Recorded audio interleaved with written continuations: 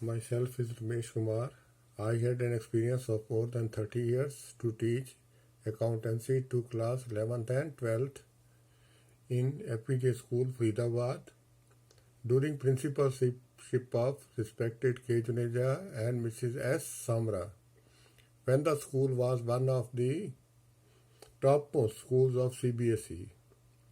A large number of students excelled in their career by scoring 100% marks in accountancy subject and are now working as CA, CEO and well-settled business tycoons world over. I have also taught to become students. During my tenure as teacher, I also acted as head of commerce department and acted as center superintendent for conducting CBSE board examinations. I was also assigned to work as head of evaluation of answer sheet of board examination. After my retirement, with God's grace and love of my children towards old parents, I, along with my partner, had an opportunity to settle abroad in Australia. Now we have three very cute and lovely grandchildren, two of my daughter and one of my son, and pass our last years of age with them happily. I wanted to share my teaching experience with the students world over on the YouTube. I assure you that after attending my lessons, you will not need any coaching classes in accountancy. Now we are going to differentiate between bookkeeping and accounting. As to bookkeeping is concerned, in this we record the business transactions. And what are business transactions? Any purchase of goods or services or any sale of goods and services, and any payment of rent, wages, salaries, interest, etc. And if the transaction is in cash, we post in the cash book. And in accounting, we summarize the transactions. Summarizing means we prepare the final accounts, cash flow statement, and fund flow statement. In financial statements, we include two broad categories: income statement and position statement. Income statement shows us how much profit or loss we have made during the year, and position statement shows us what is our financial position, that how much assets we are having and how much liabilities we are having in our business. Recording is of bookkeeping is of primary nature. That is, whatever we do round the year, we record in the bookkeeping. Whereas accounting is of secondary nature. That is, in accounting, we prepare the financial statements. Bookkeeping work is done by the record keeper. We call him as a record keeper. Whereas accounting is done by the accountants after the work of the bookkeeper has been over. And the last one is that bookkeeping is of routine nature. Same type of transactions appear again and again, and all are recorded in the bookkeeping. Whereas accounting is of analytical nature. That is, we analyze the transactions. How far we have been successful in our business, or we have lost the business. Then the question arises, what is accountancy? Accountancy is the profession of accountants. Now we are going to the three basic principles of bookkeeping. The first is debit the receiver and credit the giver. The second is debit what comes in and credit what goes out. Third is debit all expenses and losses and credit all incomes and gains. First is debit the receiver and credit the giver. The person who receives anything in the form of goods, cash, or some fixed assets, he is given debit. And one who supplies the things on credit, he is given credit. In this case, the person who is receiving is always given debit, and the person who is supplying or giving us is always given credit. As to persons are concerned, there are two types of persons. First are natural persons like you, I, who have been created by God. On the other hand, there are artificial persons.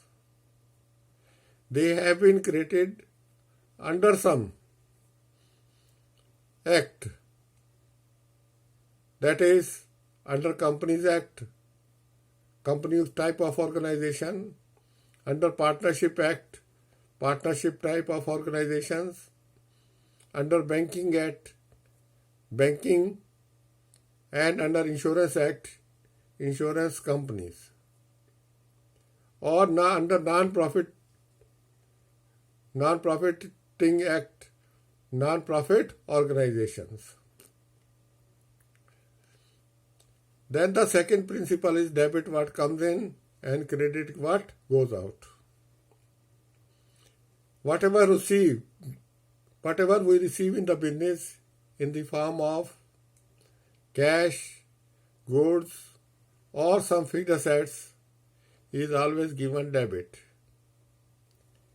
And if the transaction is for cash, we may pay cash or we may pay through bank.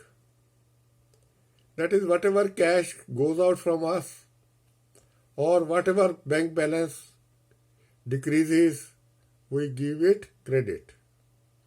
If the transaction is on credit, that is, we are buying now and we pay on the later date. In that case, the person who is supplying us goods or services or fixed assets is given credit. And if we sell on credit, the person who is receiving goods or services from us, or he is receiving some fixed assets from us, he is given debit. The third major principle is debit all expenses and losses and credit all incomes and gains. That is, if we incur any expense, we pay wages to our workers, we pay salaries to our workers, or we incur some transportation expenses, then they are given debit. There is a difference between expenses and losses. expenses which we incur in the normal course of business, whereas losses are sometimes in the business we have to face it, like loss by fire, loss by theft, or any other loss by any other natural calamity. Similarly, incomes are different from gains. In incomes, we receive interest, we receive rent, or we have some other form of income. Whereas gains, they are of not routine nature. Generally, we have something, we have got some lottery or something, fixed assets we have sold on profit, or goods which we are selling on profits. They are gain for the business. Then we can divide on the basis of these three principles. We can divide the accounts broadly into two: personal accounts and impersonal accounts.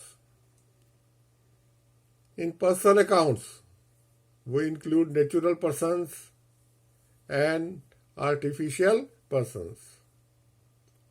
As I told you, natural persons are created by God and artificial persons are made under some special act like Companies Act, Partnership Act, Banking Act, Insurance Act, etc. The second one is impersonal accounts, which are not concerned with persons. These we can further subdivide it into two: real accounts and nominal accounts.